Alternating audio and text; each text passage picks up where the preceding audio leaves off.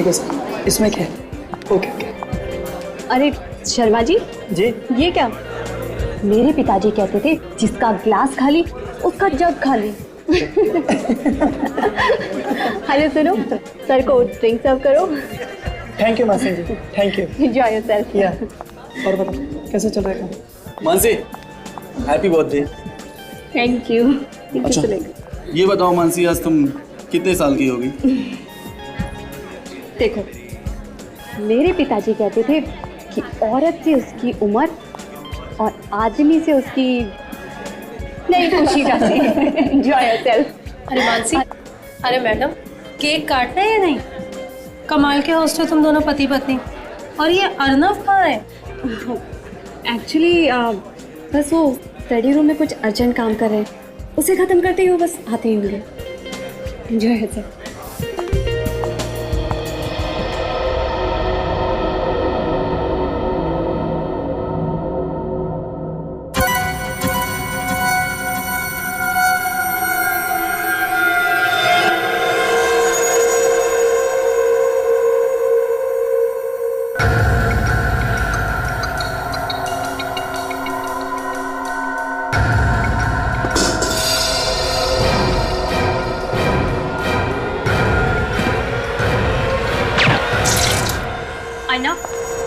अर्नव ये सब क्या है? सारे गेस्ट आ चुके हैं, सब आपका वेट कर रहे हैं।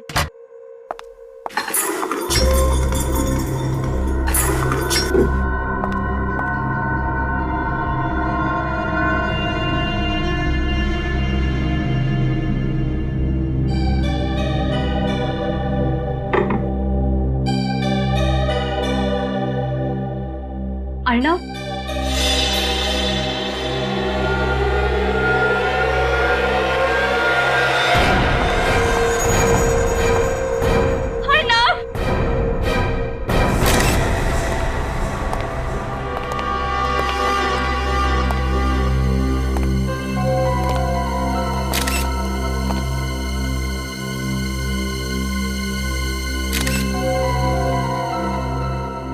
पलटाओ इसे। माय गॉड, अभिषेक बिल्कुल करीब से चेहरे पे गोली चलाई है। इसका चेहरा तो बिल्कुल बिगड़ गया है। सर किसी ने भी गोली चलने की आवाज नहीं सुनी, साइलेंसर लगा के फायर किया गया है।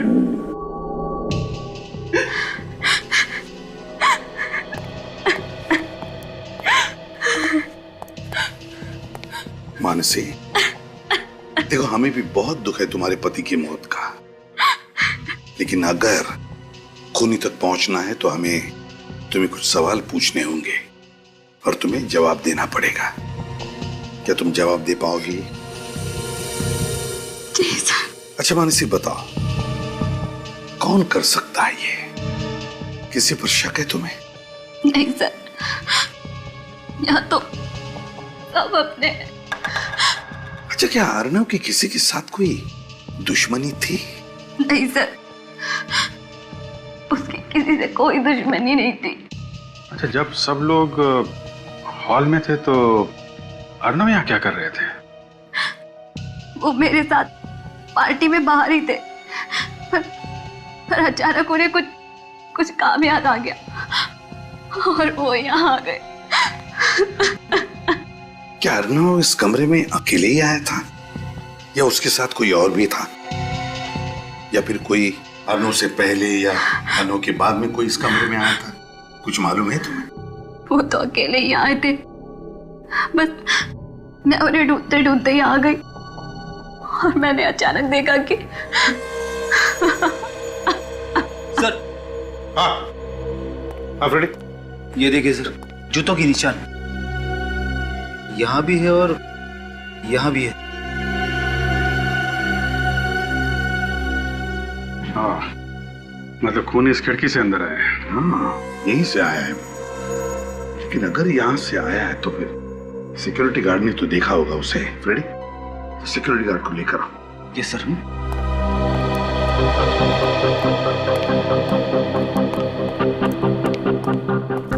वॉचमैन,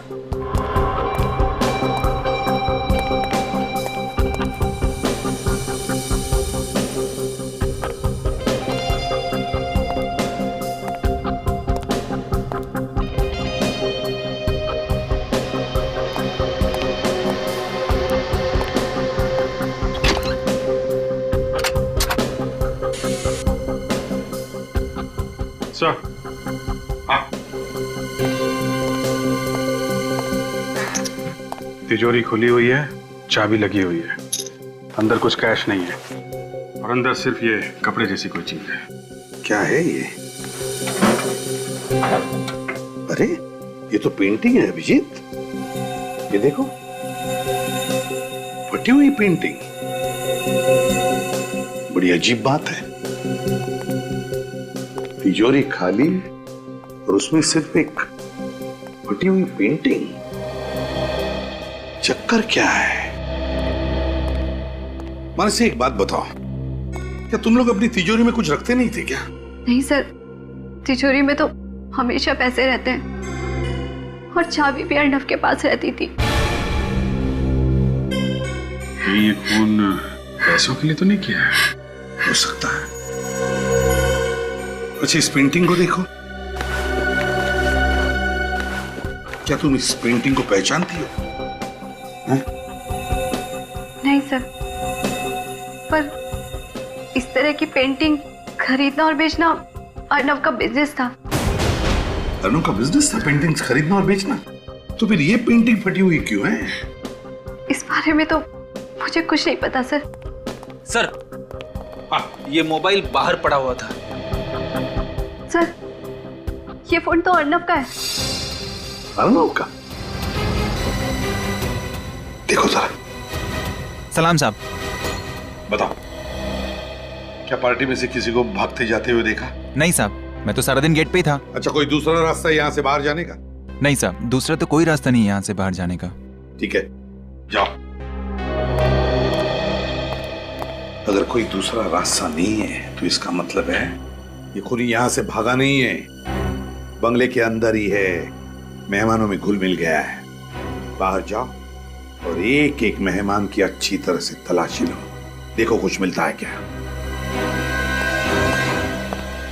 सर, इस फोन से आखिरी कॉल किसी तन्मय को किया गया था, मगर उसका फोन बंद आ रहा है। तन्मय? यस सर, मोबाइल कंपनी वालों को बोल दिया डिटेल्स निकालने के लिए।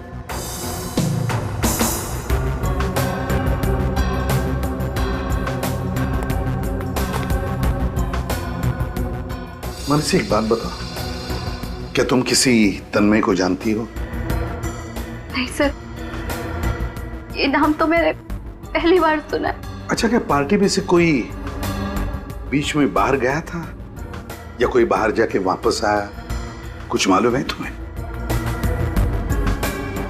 सर, बाकी सब तो यही थे, पर प्रमोद। प्रमोद? सर, प्रमोद पार्टी के बीच से गायब हुआ था सर। सर, किसी के पास कुछ भी नहीं मिला सर। किसी के पास कुछ भी नहीं मिला? ठीक है, काम करो फ्रेडी, जूते के निशान उठाओ। तुम में से प्रमोद कौन है? Yes sir. तुम प्रमोद हो? सर। पार्टी छोड़कर बाहर गए थे कहीं? हाँ। कहाँ गए थे? सर, पार्टी के दौरान तो मैं यहीं था, बस थोड़ी देर के लिए वॉशरूम गया था सर। वॉशरूम? 2 दिन पहले अर्नव के साथ झगड़ा हुआ था तुम्हारा? वो झगड़ा नहीं था सर, किसी इन्वेस्टमेंट को लेकर थोड़ी सी बहस हुई थी, इतना सीरियस भी नहीं था सर। सर, ये कैटरिंग वाले, इन्होंने किसी आदमी को भागते हुए देखा। अच्छा, कौन था वो आदमी? दिखने में कैसा था? सब मैं ध्यान से देख नहीं पाया था, अंधेरा काफी था, बट चेहरे पे गॉगल्स लगाया हुआ था, टोपी पहना हुआ था, एंड करीबन इतना लंबा होगा, मुझसे थोड़ा सा लंबा। अभिजीत, चलो चलो, इतनी छानबीन करने के बाद कुछ तो हाथ लगा। काम करो फ्रेडी, इसे लेकर जाओ और इससे स्केच बनवाओ, और फिर वो तिजोरी की चाबी, वो पेंटिंग, जूते के निशान और जगह जगह से उठाए गए उंगलियों के निशान, सब के सब जल्दी से जल्दी फोरेंसिक लैब भेज दो। भूखा बैठा है उधर साड़ू के।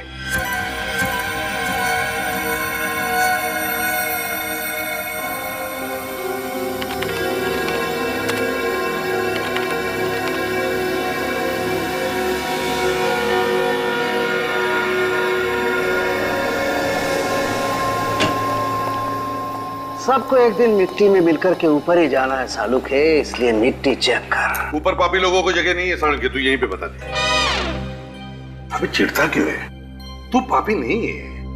आजा जल्दी से बता दे क्या मिला है तुझे। अर्नब के कमरे में पाए गए फुटप्रिंट में से जो आप मिट्टी उठा करके लाए हैं, उस मिट्टी में से मुझे 4 चीजें मिली। 4 चीजें? कौन सी? घास फूस, डाबर, ईंट का चूरा और चौक। और इस मिट्टी का केमिकल एनालिसिस तारिका कर रही है। अगर कोई केमिकल होगा तो पता चल जाएगा। डाबर, घास फूस, ईंट का चूरा और चौक। अगर चौक है तो मैं बता सकता हूँ कि खूनी कहाँ से आया होगा। कहाँ से? स्कूल से आया होगा। मेरे टीचर चौक का इस्तेमाल ब्लैक बोर्ड पे लिखने के लिए करते थे सर। फ्रेडी, अरे अभी तो स्कूल से बाहर निकलो, दिमाग खराब कर देते हो। डाबर, घास फूस, ईंट का चूरा और चौक, ये चारों चीजें एक साथ कहां पर मिल सकती है? सर बारिश की वजह से इन दिनों घास फूस तो हर जगह उगी हुई है। हाँ विनीत, मगर सिर्फ घास फूस ही नहीं ना, डाबर, ईंट का चूरा और चौक और घास फूस, यार ये चारों चीजें एक साथ किसी कंस्ट्रक्शन साइट पर मिल सकती है या फिर किसी फैक्ट्री में। और फैक्ट्री भी ऐसी जो बंद पड़ी हो। हाँ, बंद फैक्ट्री। सर विसोला इलाके में काफी सारी बंद फैक्ट्रीज हैं। विसोला तो बहुत बड़ा इलाका है सर, तो वहां पे बहुत सारी फैक्ट्रीज है। तो हमें पता कैसे चलेगा कि कौन सी फैक्ट्री में जाना है? वो फैक्ट्री जिसमें ग्लिसरॉल का इस्तेमाल किया जाता है। ग्लिसरॉल? हाँ, इस मिट्टी में मुझे ग्लिसरॉल के मॉलिक्यूल्स भी मिले हैं। ग्लिसरॉल के मॉलिक्यूल? सर ग्लिसरॉल तो प्रिजर्वेटिव है, खाने पीने की चीजों में इस्तेमाल किया जाता है, जैसे कि वेफर चिप्स है, चॉकलेट्स है।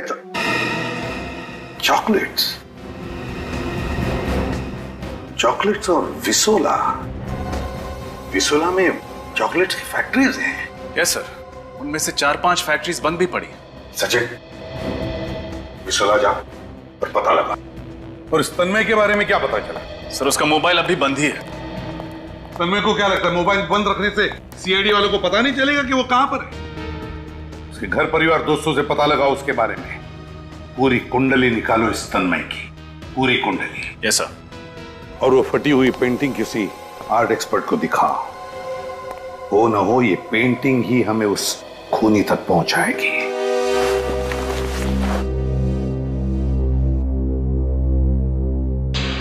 अरे ये तो बड़ी मशहूर पेंटिंग है, रवि ने बनाई थी। नाम सुना है रवि का? सॉरी, नहीं। बहुत मशहूर पेंटर था वो। करीब करीब 30 साल पहले बनाई थी उसने। आपको कहां से मिली है? जिस आदमी का खून हुआ उसके घर पर मिली। अच्छा ये बताओ कि आज की डेट में इस पेंटिंग की कीमत क्या होगी? आज की डेट में करीब करीब 50 लाख तो होगी ही होगी। 50 लाख? हाँ। किसका खून हुआ है? अर्नब नाम का एक आर्ट कलेक्टर था, उसी के घर से ये मिली। यही पेंटिंग्स वगैरह बेचने का बिजनेस था उसका।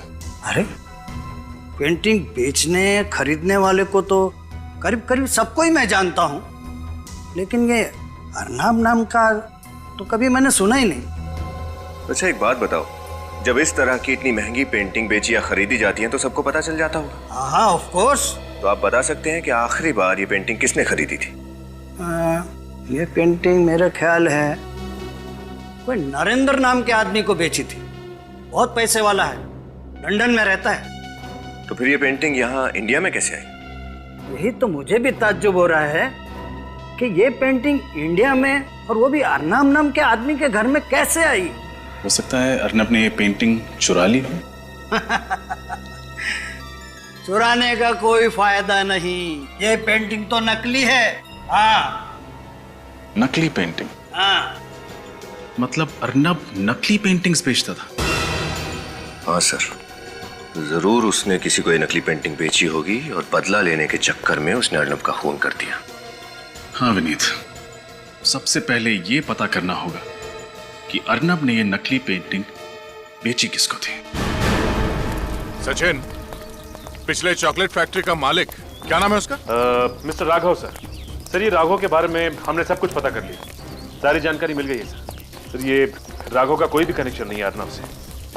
इस एरिया में आखिरी चॉकलेट की फैक्ट्री है, देखे यहाँ क्या पता चलता है। अरे हम लोग सीआईडी से। अजय इस फैक्ट्री का मालिक कौन है? साहब ये फैक्ट्री अब कहाँ रही? ये तो बंद हो गई है। फिर भी कोई तो मालिक होगा ना इस जगह का। हाँ साहब, वो गगन जी हैं। उस दिन पार्टी में गगन नाम का कोई भी मेहमान नहीं था। इस गगन के साथ कोई और पार्टनर है यहाँ? हाँ साहब, है ना, वो प्रमोद सेठ हैं और कभी कभार आते भी हैं। ये प्रमोद था सर। अच्छा? हाँ सर, जब अर्नव की मौत हुई तब प्रमोद हॉल में नहीं था, गायब था। और कुछ दिनों पहले इस प्रमोद की अर्नव के साथ किसी बात को लेकर बहस हुई थी। इस प्रमोद से मिलना पड़ेगा। प्रमोद, सीआईडी आपसे मिलने आई है।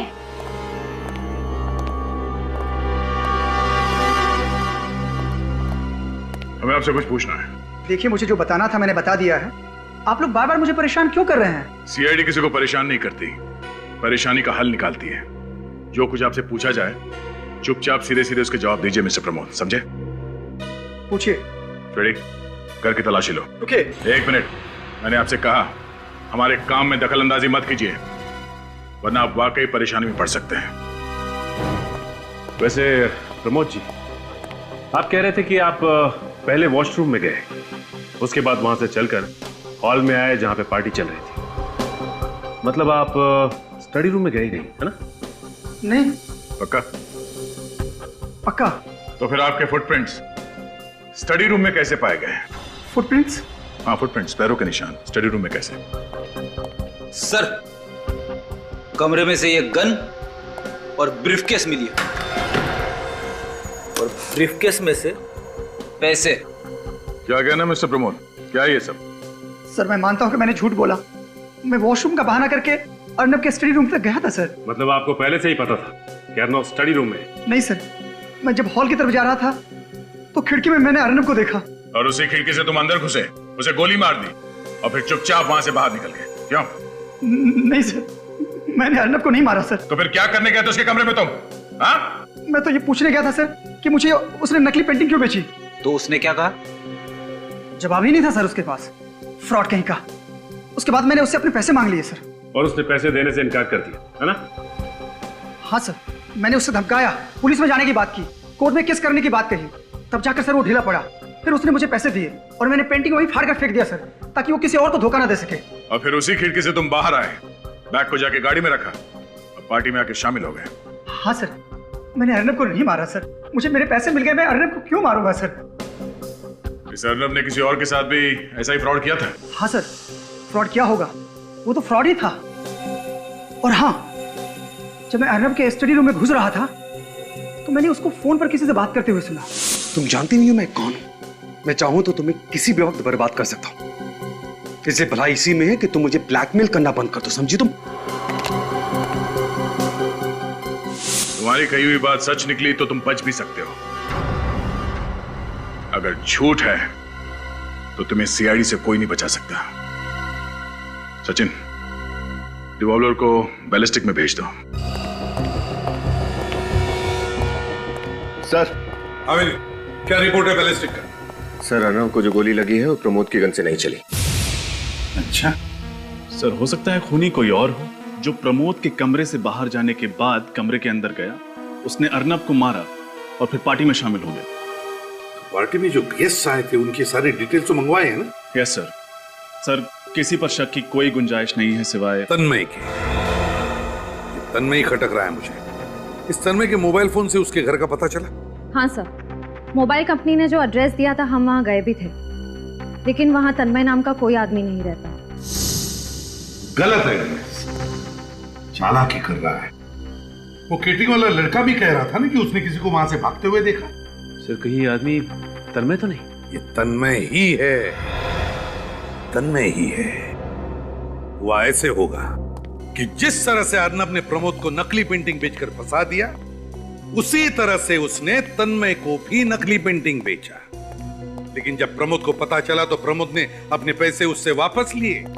लेकिन जब तन्मय अर्नब से पैसे वापस लेने गया तब अर्नब के पास पैसे ही नहीं थे। बस गुस्से में आकर तन्मय ने अर्नब को गोली मार दी। हाँ सर, उसका तो धंधा ही था सबको फंसाने का। और सर, ये प्रमोद कह रहा था कि जब वो अर्नव के कमरे में घुस रहा था तो उसने अर्नव को किसी से फोन पे झगड़ते हुए सुना। झगड़ते हुए? किसके साथ? सर, वो एक लड़की है, उसका नाम शीला है, उसका एड्रेस है हमारे पास। शीला? अच्छा, तो शीला से जाकर मिलो और उससे अच्छी तरह से पूछताछ करो, अच्छी तरह से।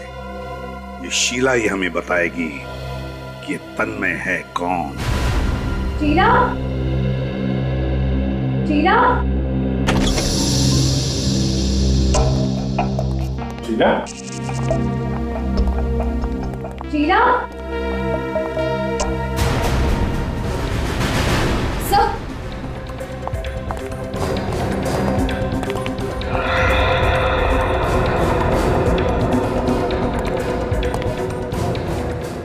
सर ये तो मर चुकी है। सर ये देखिए, गोली लगी है। सर एक बात समझ में नहीं आ रही है, ये शीला अर्नव को ब्लैकमेल कर रही थी। अब ना अर्नव रहा ना शीला, दोनों ही मर चुके हैं। इसका मतलब कोई तो है जो अर्नव और शीला दोनों को अपने रास्ते से हटाना चाहता था। और वो जो कोई भी है रजत, शीला उसे अच्छी तरीके से जानती थी। ये देखा, दोनों कप में चाय है, मतलब वो दोनों यहाँ बैठ के चाय पी रहे थे। फिर किसी वजह से शीला किचन की तरफ गई होगी तो उस आदमी ने पीछे से गोली मार दी। चेक करो घर को अच्छी तरीके से। सर कमरे में से ये मोबाइल मिला है। अच्छा, कॉल लिस्ट चेक करो। सर काम नहीं कर रहा, डेट है। सर ये डिवोर्स पेपर्स देखिए, शीला किसी गौरव की पत्नी थी। इन पेपर्स पे कोर्ट की मोहर नहीं लगी है, मतलब डिवोर्स प्रोसीडिंग अभी चल रही है, डिवोर्स फाइनल नहीं हुआ है। गौरव, कहीं शीला की मौत में इस गौरव का तो हाथ नहीं। मिस्टर गौरव, हम लोग सीआईडी से। सीआईडी? जी कहिए। कहेंगे आप, पूछेंगे हम। सचिन रेडी, घर की तलाशी लो। बट मैंने किया क्या है? अपनी पत्नी का खून। क्या?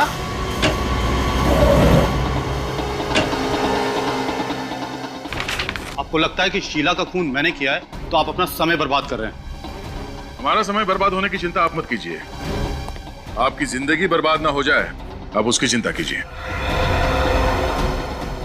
हमारे बीच झगड़े होते रहते थे और छोटे बड़े झगड़े तो हमेशा मियां बीवी के बीच चलते रहते हैं।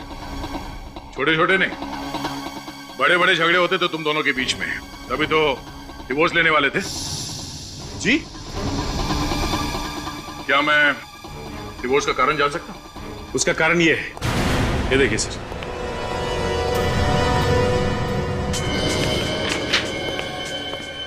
Dear Sheela, from Sumit.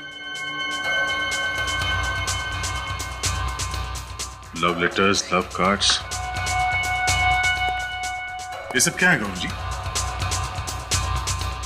शीला का किसी और से अफेयर था, वो किसी और से प्यार करती थी। पर हर पति को जिस तरह नाराजगी होती है, तुम्हें भी हुई, बल्कि तुम्हें नाराजगी नहीं हुई, तुम इस बात को बर्दाश्त नहीं कर पाए और तुमने शीला का खून कर दिया। ये बात सच नहीं। शुरू शुरू में मुझे नाराजगी हुई थी, फिर मैंने सोचा कि जब हमारी बनती नहीं तो साथ रहकर क्या फायदा। तो फिर ये कार्ड्स और लेटर्स कहां से आए? ये उस वक्त के हैं जब शीला का न्यू अफेयर हुआ था, तब वो यहीं रहती थी। कल रात कहां थे? कोलकाता। अभी 2 घंटे पहले की फ्लाइट से वापस आया हूँ। अगर आप चाहें तो मेरा बोर्डिंग पास और टिकट चेक कर सकते हैं। हम बाद में देख लेंगे। पहले ये बताइए कि क्या आप जानते थे कि आपकी पत्नी शीला अर्नव को जानती थी? अर्नव? ये नाम तो मैंने पहले कभी नहीं सुना। अच्छा, ये सुमित, इसका नाम तो सुना होगा। क्या जानते हैं आप इसके बारे में? सच कहूं, सुमित कौन था, कहां से आया, क्या करता था, मुझे कुछ नहीं पता। बट एक बात मैंने उसकी नोटिस की थी, वो 1 नंबर का फ्रॉड आदमी था। वो कैसे?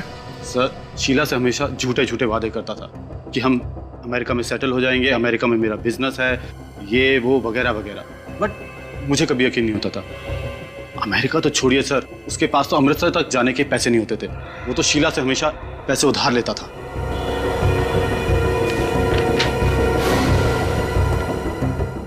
सुमित सच बोल रहा है या फिर ये गौरव?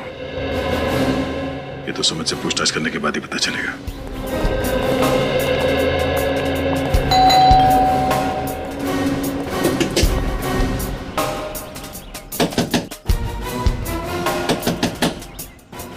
क्या बात है, कोई दरवाजा नहीं खोला? एक काम करो, तोड़ दो।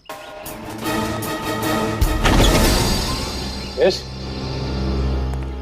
मिस्टर सुमित, हम सीआईडी से तुमसे कुछ पूछताछ करनी है। मैं सुमित नहीं हूँ, मैं संजय हूँ, सुमित का रूममेट। सुमित से मिल सकते हैं? होता तो मिलवा देता। मतलब? मैडम वो 1 घंटा पहले अपना सामान लेकर यहाँ से चला गया, तो कैसे मिलूँ? सचिन शेर, तलाशी लो। तलाशी क्यों? चुपचाप खड़े रहो। इधर आओ। सुमित किधर गया तुम्हें पता? मैं सुमित का रूममेट हूँ, गार्डियन नहीं। मुझे बता के नहीं गया। उसने कभी शीला नाम की लड़की के बारे में तुम्हें बताया? उसका अफेयर चल रहा है शीला के साथ, बट एक्चुअली उसे शीला में इंटरेस्ट नहीं है, उसकी दौलत में इंटरेस्ट। उसका कोई फोटो दिखा? Sorry, no photos. सुमित घर में नहीं, लगता सारा सामान लेके निकल गया। सुमित दिखता कैसा, उसका हुलिया बता।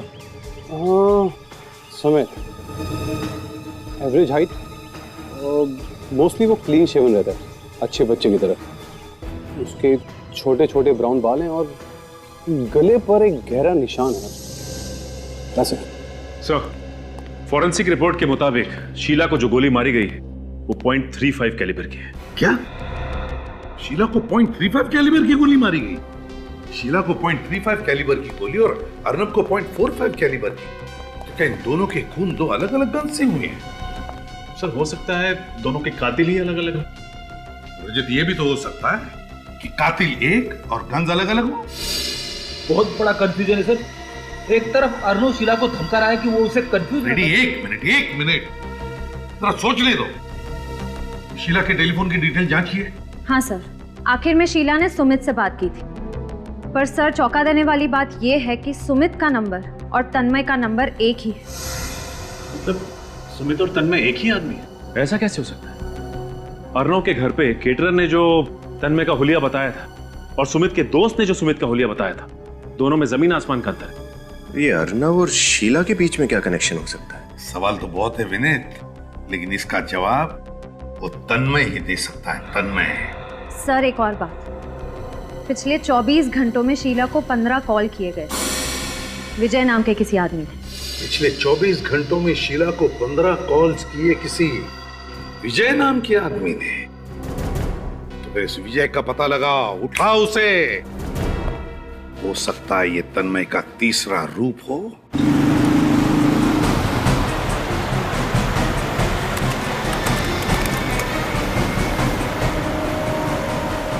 सर, ये विजय तो हाईवे की तरफ भाग रहा है। लगता है इस शहर से भागने की तैयारी में है। तो हम भी उधर ही चलते हैं।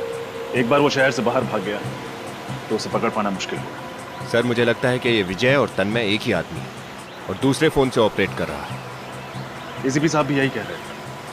ये आदमी भेस बदलने में माहिर है, अपना मर्डर वेपन, अपनी गन भी बदलते रहता है, तो एक फोन नंबर बदलना उसके लिए कौन सा मुश्किल है? सर, ये विजय रुक गया। कहां पे? यहां से करीब 1 किलोमीटर दूर। अभी देखता हूं उसे।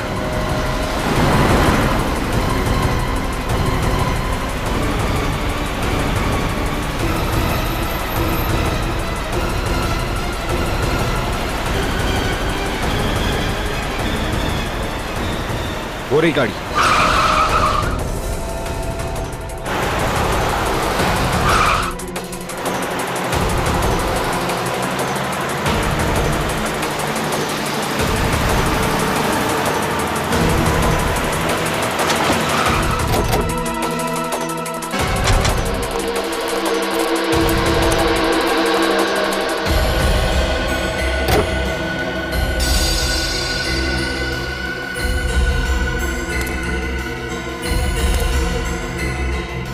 चाबी अंदर ही लटकी हुई।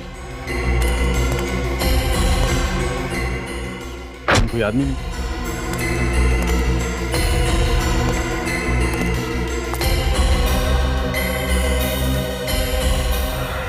अरे, उधर कोई गिरा हुआ है।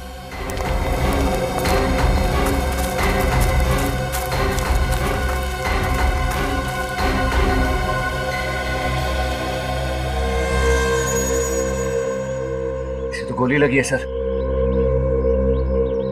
तो अभी अभी किसने गोली मारी? सर तो जिंदा है। पहले इसको हॉस्पिटल पहुंचाते। कहीं ये विजय तो नहीं? जी। अच्छा जी, थैंक यू सर। विजय की हालत बहुत खराब है, इसके बचने की उम्मीद कम है। भगवान करे बेचारा बच जाए। अच्छा, फोरेंसिक रिपोर्ट आ गया? आ गई, फोरेंसिक रिपोर्ट आ गई बॉस। ये है वो गोली जिससे विजय को मारा गया, .22 कैलिबर की। पहले .45, उसके बाद में .35 और अब .22 कैलिबर की गोली। मतलब इस आदमी के पास हर तरह के गन्स हैं। और वो अलग अलग मेकअप करके भी घूमता है सर। हर आदमी ऐसा मेकअप नहीं कर सकता जब तक उसे मेकअप के बारे में जानकारी ना हो। सर हो सकता है कोई आर्टिस्ट हो, स्टेज पे काम करता हो, या फिर कोई मेकअप आर्टिस्ट। बॉस मुझे एक बात और पता चली। तो इतनी देर से चुप क्यों बैठा सालुके? अरे यार, थोड़ा नम्रता से काम लेना चाहिए अगर कोई मदद करे तो। हमेशा घोड़े पर सवार रहना ठीक नहीं है। अच्छा तू बता, जल्दी बता। चल, विजय के कपड़ों पर से मुझे एक बाल मिला है जो विजय का नहीं है। खूनी का होगा? डीएनए किया बाल का? नहीं यार तो फिर फटाफट कर सालुके, हमारे पास वक्त नहीं है और हमारे रिकॉर्ड में भी मैच करके देखो। Okay okay. रजत, ये विजय और शीला, मुझे लगता है इन दोनों के बीच में कोई ना कोई कनेक्शन है, कोई ना कोई कनेक्शन है। इनके फोन रिकॉर्ड चेक किए? Yes sir. हाँ, लेकिन विजय और शीला के बीच में दूर दूर तक कोई कनेक्शन नहीं। सर। हाँ सर, विजय के बारे में काफी कुछ पता चल गया। क्या पता चला? वो ब्राज एसोसिएट्स में काम करता था और वहां के मालिक का नाम दीपक है। ब्राज एसोसिएट्स, मालिक का नाम दीपक। व्हाट? गोली मार दी? वो मर गया? मरा नहीं है, जिंदा है, हॉस्पिटल में है। मुझे मालूम है ये सब कौन कर सकता है। कौन? तन्मय। तन्मय? ये तन्मय आपके यहाँ काम करता है ना? हमारे यहाँ कहां से, भाग गया यहाँ से। मेरा पार्टनर हुआ करता था, मुझसे चीटिंग करके मेरे ही पैसे खा गया।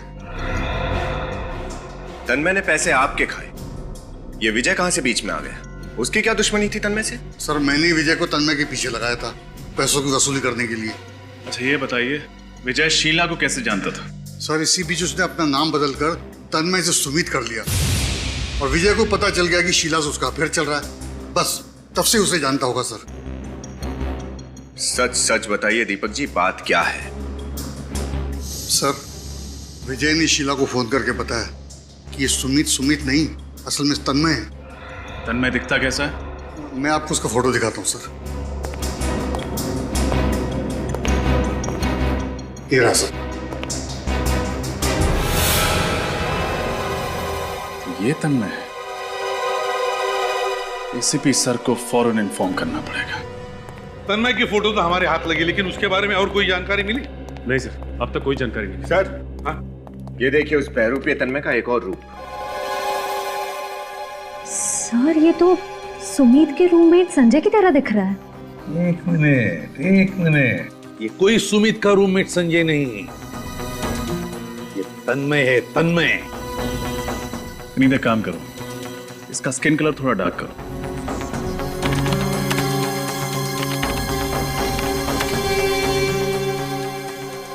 अब इसके बाल ठीक करो, इसके स्पाइक्स हटा दो।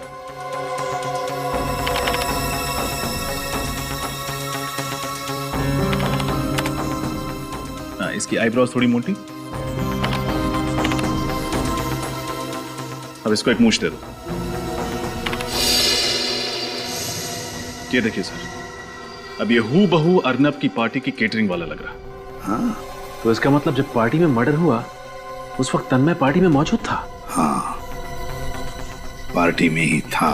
केटरिंग वाला बनकर उसने हमें तब भी गुमराह किया, ये कहकर कि उसने किसी को भागते हुए देखा है। सर शीला को मारने की तन्मय के पास ठोस वजह थी, लेकिन उसने अर्नब को क्यों मारा ये समझ में नहीं आ रहा। क्या वजह हो सकती है? विनीत, जरा अर्नब की फोटो निकालो, दिखाओ जरा। अब तन्मय की फोटो उसके बाजू में ही लगाओ।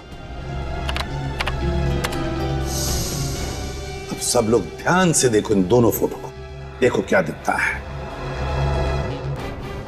ये क्या सर, तन्मय अर्नब की तरह दिख रहा है। एग्जैक्टली फ्रेडी, दिख नहीं रहा है, बल्कि एक ही है वो, एक ही आदमी। मतलब अर्नव ने खुद को ही मार दिया? नहीं फ्रेडी, अर्नव ने खुद को नहीं मारा है। जरा सोचो, विजय के कपड़ों पर से जो बाल मिला उसकी डीएनए रिपोर्ट और अर्नव की डीएनए रिपोर्ट काफी मिलती जुलती है। इसका एक ही मतलब है कि विजय का खून अर्नव के किसी रिश्तेदार में से ही किसी ने किया है। रजत, एक काम करो, इस ब्रज एसोसिएट्स के मालिक दीपक को फोन करो और उससे पूछो कि क्या तन्मय के किसी रिश्तेदार को जानता है क्या उसके बारे में कुछ जानता है क्या? Yes sir. अब समझ में आया उस आदमी के चेहरे पर इतने करीब से गोली क्यों मारी, उसका चेहरा तहस नहस क्यों किया। वो इसलिए कि कोई उसे पहचान न सके।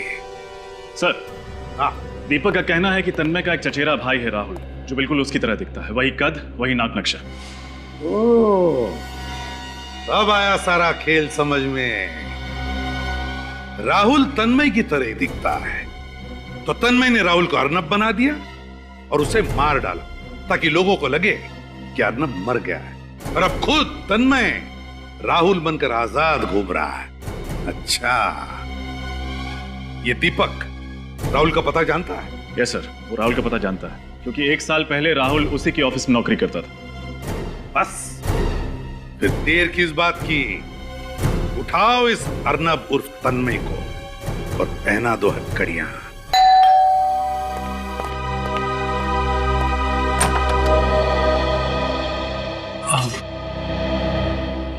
जी, किससे मिलना है आपको? हम लोग सीआईडी से हैं। आप मिस्टर तन्मय? जी नहीं, मैं तो राहुल हूँ। अच्छा, एक्चुअली हमें तन्मय से मिलना है, जरा बुलाइए उसे। तन्मय यहाँ नहीं है, मैं अकेला रहता हूँ यहाँ पर। देखिए, हमें पक्की इंफॉर्मेशन मिली है, इस वक्त तन्मय यहीं पे है। आपको मेरी बात पे यकीन नहीं है ना? आप घर की तलाशी ले सकते हैं। अच्छा, कह रहे हैं तो तलाशी ले लो, इंफॉर्मेशन तो यही है हमारे पास। लेकिन तन्मय ने किया क्या? दरअसल उसने 2 लोगों का खून और एक आदमी पर जानलेवा हमला किया। अरे अरे, घर का चप्पा चप्पा छान मारा। लेकिन तन्मय नहीं मिला। नहीं सर, कहीं नहीं मिला। माफ कीजिएगा, शायद इंफॉर्मेशन गलत थी, आपको परेशान किया, वेरी सॉरी। ओके, चलो भाई।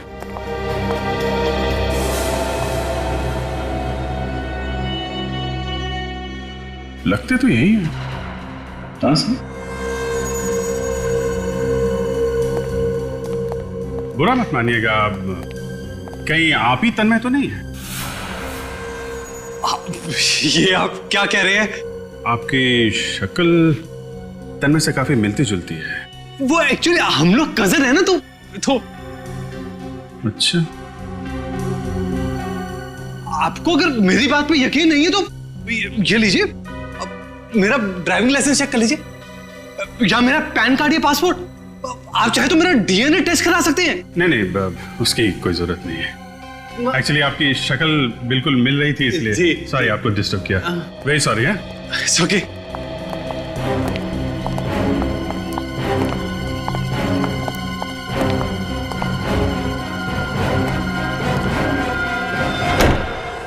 हमें पक्की खबर मिली है कि तन्मय यहीं पर ही है। ढूंढते रह जाओगे सबके सब, क्योंकि राहुल को तो मैं मार चुका हूं, और सारे documents, driving licence, PAN card, passport, hospital details अब मेरे हो चुके हैं। तन्मय अभी एग्जिस्ट ही नहीं करता, इसलिए मेरे खिलाफ कोई सबूत ही नहीं है।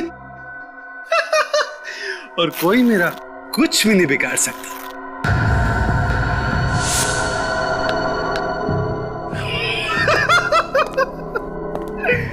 रूप बदलने में मैं माहिर हूं, और सीआईडी को पता नहीं चलेगा कि मैं कौन से रूप में कब था। मैं हूं कॉन मैन, और सीआईडी यही सोचती रह जाएगी कि वो कौन सा मैन था। मिस्टर कॉन मैन, वो मैन कौन था हमने पता लगा लिया है। तन्मय जी उर्फ अर्नब उर्फ राहुल उर्फ संजय उर्फ सुमित उर्फ कैटरिंग वाले।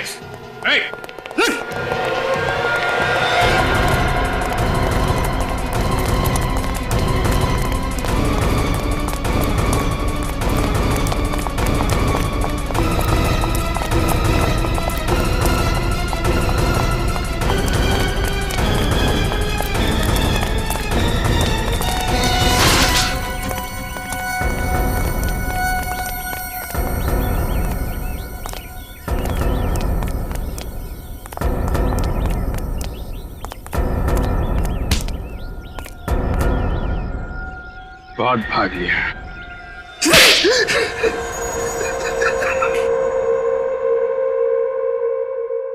तन्मय से अर्नब क्यों बने तुम? दौलत के लिए, मेरे मानसी की करोड़ों की दौलत के लिए अर्नब बनकर उससे शादी की। और सुमित क्यों बने तुम? मैं सुमित बनकर शीला की जिंदगी में आया, उसे प्यार का झूठा नाटक किया, क्योंकि मैं जानता था कि उससे डिवोर्स के बाद अपने पति से ढेर सारी दौलत मिलने वाली है। लेकिन जब तुम्हारे एक्स बिजनेस पार्टनर मिस्टर दीपक ने तुम्हारी पोल खोलने के लिए विजय को तुम्हारे पीछे लगाया, तब तुम्हें खतरा महसूस हुआ। हाँ, विजय को पता लग गया था कि मैं ही अर्नब हूं। उसने शीला को फोन करके मेरी धोरी जिंदगी के बारे में बताया। अर्नब का मरना अभी जरूरी था और मैंने खुद अपनी ही मौत का प्लान बनाया। और उसके लिए तुमने अपने भाई राहुल को बलि का बकरा बनाया, जो हूबहू तुम्हारी तरह दिखता था। उसकी लाश को अर्नब बना के वहां रख दिया। हाँ, मेरे पास कोई और चारा नहीं था। और बड़ी ही चालाकी से केटरिंग वाले बनकर उस पार्टी से भाग गए। और सुमित का रूममेट संजय बनकर तुमने हमें फिर से झांसा दिया। हाँ, मुजरिम चाहे कितने ही भेष बदल ले, कानून उसके चेहरे से नकाब उतार ही लेता है। दौलत के लालच में तुम खून पे खून करते गए, अपने भाई तक को नहीं छोड़ा। तुम्हें तो फांसी ही होगी। For more updates, subscribe to our channel, click the show links and enjoy watching the videos.